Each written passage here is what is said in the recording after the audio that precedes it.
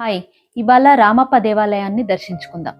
ఈ ఆలయం కాకతీయుల కాలపు నిర్మాణాలలో అద్భుతమైన కట్టడం. రామప్ప దేవాలయం తెలంగాణలోని మూలుగు జిల్లాలో పాలంపేట గ్రామానికి 1 కిలోమీటర్ దూరంలో ఉంటుంది.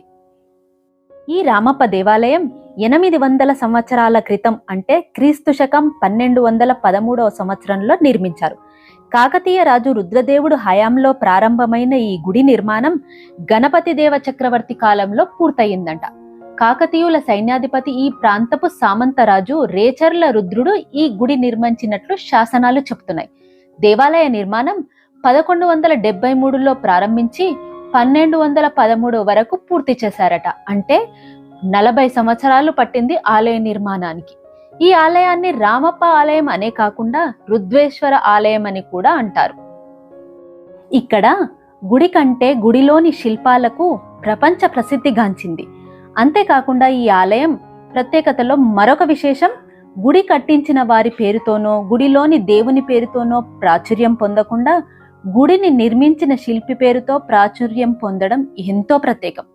శివపురాణం తెలిసిన శిల్పులు ఎవరూ లేకపోవడంతో కర్ణాటక నుండి శిల్పిని తెప్పించి గుడి నిర్మాణం చేశారట. గుడిలోని ఏ శిల్పాన్ని చూసినా శిల్పి గొప్పతనం, శిల్పి నైపుణ్యం కనిపిస్తుందట. అందుకోసం దేవాలయం పేరు రామప్ప దేవాలయం అని నామకరణం చేశారు. ఆలయానికి ఒక పక్కగా ప్రత్యేక మంటపంలో ఒక శిలాశాసనం ఉంది. శిలాశాసనంలో ఆలయం గురించి వివరంగా రాశారు. శాసనం మొత్తం తెలుగు కన్నడ భాషలో ఉంటుంది.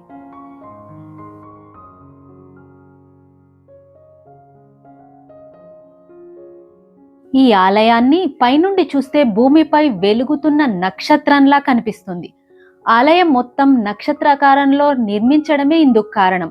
ఆలయం క్రింద భాగాన ఎరుపు తెలుపు కలిపి మిశ్రమ వర్ణంలో ఉండే శాండ్ స్టోన్ తో ఒక రంగు వచ్చేలా, పై గోపుర భాగం మొత్తం ఒక రంగు వచ్చేలా రాళ్లను ఎంచుకున్నారు.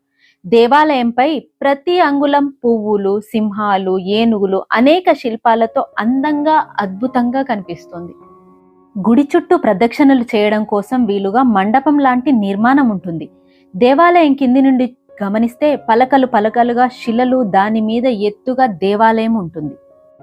ఆలయం యొక్క మరొక విశేషం గుడిని శాండ్ బాక్స్ మీద నిర్మించడం. కాకతీయుల నిర్మాణాల్లో ఎక్కువ శాతం ఈ టెక్నిక్ తో నిర్మించినవే. నల్లని చలువరాతిని, శాండ్ స్టోన్ ను కలిపి గుడి మొత్తం సహజ రంగులుగా కనిపిస్తాయి. ఇక్కడ కనిపిస్తున్న ఒక వరుసలో మొత్తం పుష్పాలు ఉంటాయి. వీటిని పరిశీలించి చూస్తే అవి నక్షత్రాకారంలో ఉంటాయి. ఆలయాన్ని నక్షత్రాకారంలో నిర్మించారు కదా, దానికి చిహ్నంగా ఒక వరుసలో ఈ శిల్పాలను చెక్కారని చెప్తారు. గుడికి 3 దిక్కుల ప్రవేశ ద్వారాలు ఉంటాయి. ప్రతి ప్రవేశ ద్వారానికి పై భాగంలో నల్ల చలువరాతితో చెక్కబడిన మదనిక విగ్రహాలు అంటే అమ్మాయి బొమ్మలు అద్భుతంగా కనిపిస్తాయి. వీటినే నాగిని, రాగిని విగ్రహాలు అంటారు. ఈ ఆలయానికి ఒక్కో ద్వారానికి 4 మదనిక విగ్రహాలు కనిపిస్తాయి.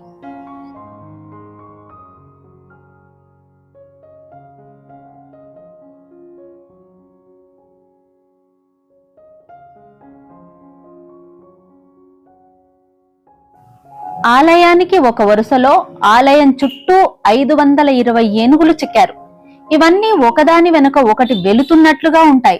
చూసారా, అన్ని ఏనుగులు ఒకేలా ఉండవు, నిజంగా వెళ్తున్నట్లు మనకు కనిపిస్తాయి. ఈ ఆలయ నిర్మాణం కోసం రాళ్లను తరలించడానికి ఏనుగులను ఉపయోగించారు. దీనికి కృతజ్ఞతగా ఈ ఏనుగుల బొమ్మలను చెక్కారు.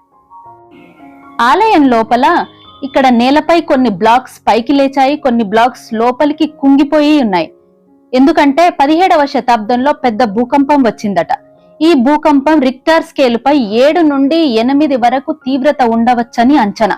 ఆలయాన్ని శాండ్ బాక్స్ టెక్నిక్ పైన నిర్మించినందుకు భూకంపానికి ఇలా బ్లాక్స్ పైకి కిందికి లేచి ఆలయం కూలిపోకుండా బ్యాలెన్స్ చేశాయి.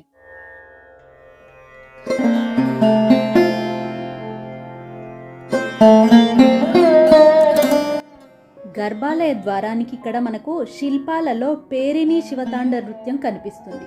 ఇది కాకతీయుల నృత్యం. యుద్ధానికి వెళ్లే ముందు సైనికులలో ప్రేరణ కల్పించడానికి ఈ నృత్యాన్ని చేసేవారు.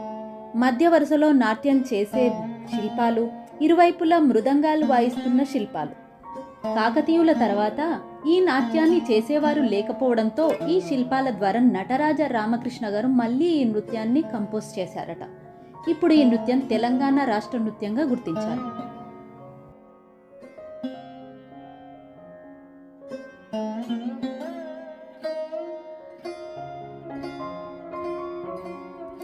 గర్భగుడి ముందున్న మండపం మొత్తం నల్లరాతి స్తంభాలతో ఏర్పాటు చేశారు. స్తంభాలపై శిల్పాలను చూస్తే మొత్తం నాట్యాలు చేసే శిల్పాలే ఉంటాయి. మండపం లోపల కనిపించే శిల్పాలు మొత్తం శివపురాణం ఘట్టాలే.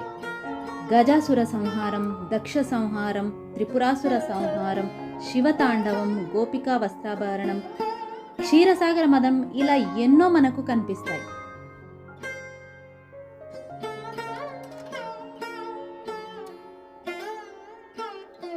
ఇక్కడ ఈ స్తంభంపై శిల్పాన్ని చూడండి.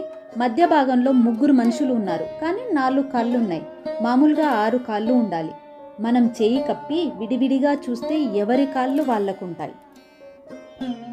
ఆలయం మధ్యలో నాట్య మండపం ఉంటుంది.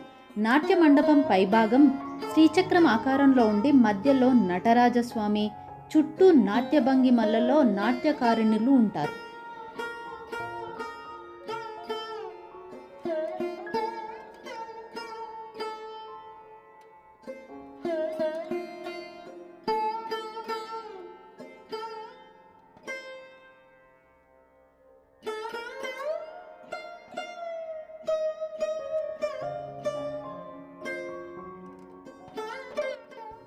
ఈ ఆలయంలోని గర్భాలయానికి ఒక ప్రత్యేకత ఉంది.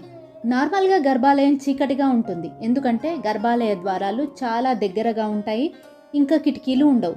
కానీ ఆలయానికి ఎప్పుడు వెలుతురు ఉండేలా నిర్మించారు. బయట మండపం చుట్టూ ఓపెన్గా ఉండడం వల్ల బాగా వెలుతురు వస్తుంది. ఈ వెలుతురు మండపంలోని స్తంభాలపై పడి దాని ప్రతిబింబం గర్భాలయంలో పడే విధంగా ఏర్పాటు చేశారు.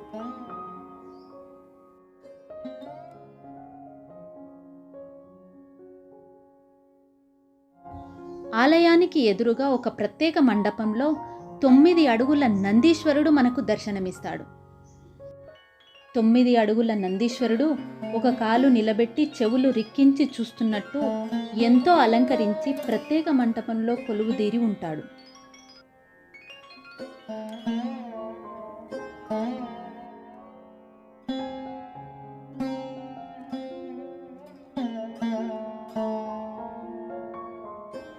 ఇక్కడ కనిపిస్తున్న మహిషాసుర మర్దిని విగ్రహం ఈ ప్రాంతంలో తవ్వకాలలో దొరికిందట. ఇక్కడ ప్రతిష్ఠించారు.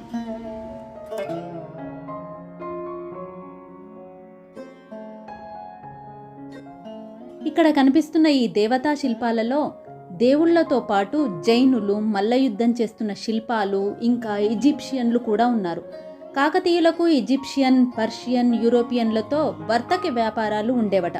అందుకు నిదర్శనమే ఈ విగ్రహాలు.